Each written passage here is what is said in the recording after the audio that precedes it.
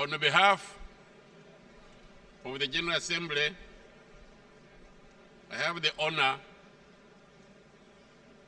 to welcome to the United Nations His Excellency Yoweri Kaguta Museveni, President of the Republic of Uganda, and to invite him to address the General Assembly. Mr. President.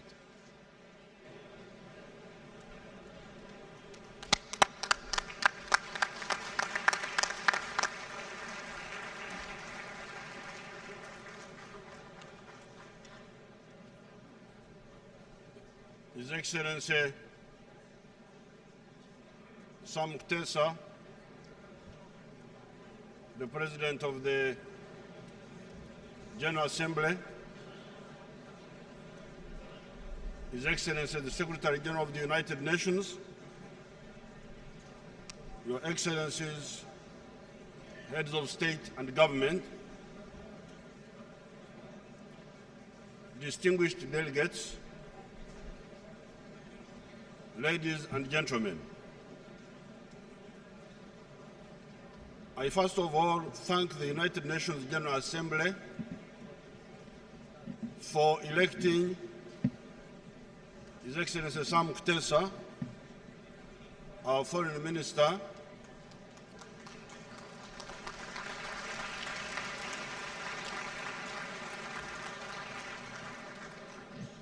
as the President of the UN General Assembly for the year 2014-2015. As you all know, the UN system needs reform to reflect the new needs and realities in the world today.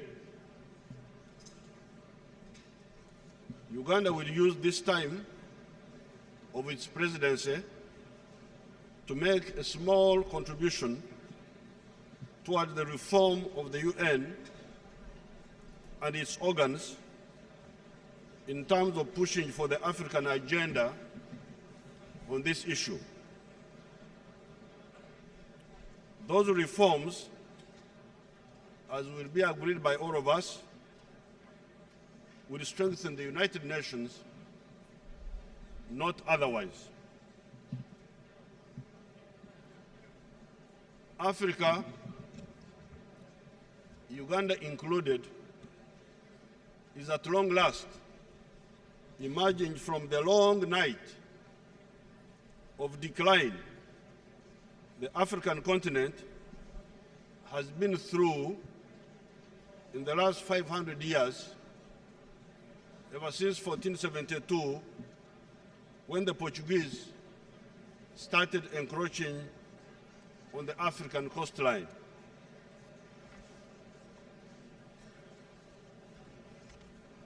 These 500 years witnessed great traumas inflicted on the African continent. These included slave trade,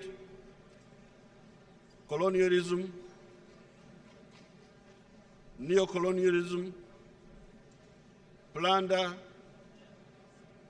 human hemorrhage, and even genocide in some cases. These traumas resulted in the hemorrhage of the population and the depopulation of the African continent to the extent that by 1900, the population of the whole of Africa was only 133 million people, while that of China, which is only 1/4 of the land area of Africa, was 489 million people. In other words, by 1900, the population of Africa, of the whole of Africa, was only 1/4 of the population of China, which occupies a landmass that is a quarter of the landmass of Africa. In other words, the population of China was 4 times greater than that of Africa at that time. These traumas on Africa were possible on account of both internal weaknesses and also external factors. That foreign aggression caused serious distortions in African societies. There was, for instance, the very well-organized kingdom of the Congo on the Atlantic coast by the time the first Portuguese, Diego Cao, got there in about 1483. This kingdom covered parts of northern Angola, Cabinda, parts of the Republic of Congo, and western parts of the Democratic Republic of Congo. As a consequence of the actions of colonialism, that polity, that kingdom declined and disintegrated. It is only now that the modern countries of that area are regenerating that portion of Africa. It is these distortions and the original endogenous weaknesses of Africa that the present generation of African leaders have been addressing. In many African countries, positive results are beginning to manifest themselves. The middle class in Africa is now of the magnitude of 313 million people, which has boosted the purchasing power of Africa to US dollars 2.5 trillion. This purchasing power is growing at the rate of 3.2% per annum. This growth and expansion of the African GDP and purchasing power is in spite of the inadequate roads, inadequate railways, inadequate electricity, etc. When these strategic bottlenecks are addressed, the sky will be the limit as far as Africa's potentialities are concerned. One bottleneck that has bedeviled Africa has been the espousing of the pseudo-ideology of sectarianism, of religion or tribe, as well as chauvinism vis-à-vis the women.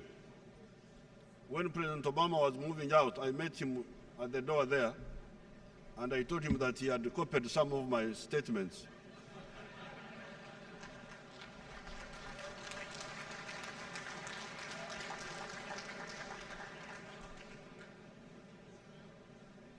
It is this pseudo-ideology that has fueled most of the conflicts in Africa. We are also witnessing the same pseudo-ideology causing havoc in the Middle East and North Africa.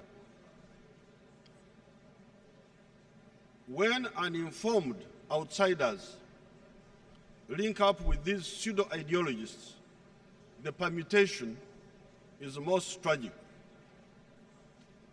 The sectarian ideology is pseudo and bankrupt because it is at variance with the people's real interests of symbiosis, exchange of goods and services, as well as integration for mutual benefit.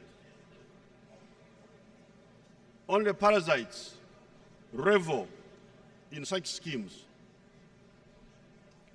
This pseudo-ideology should be banished and treated with the contempt it deserves. On the side of socio-economic transformation, Uganda is busy building hard surface roads, electricity systems, the railways, ICT networks, a universal education system, and a pan-Ugandan health system. Together with our neighbors, we have integrated our markets in the East African community and in COMESA. We also partner in common security solutions with our neighbors. Therefore, Africa, as well as the individual African countries, are becoming more credible partners with any serious actors beyond our shores. Uganda needs and welcomes investments, trade access, tourists, and in some cases, security partnerships that are approved by the African Union for our partners in the world, many of whom are members of the United Nations. I thank you very much.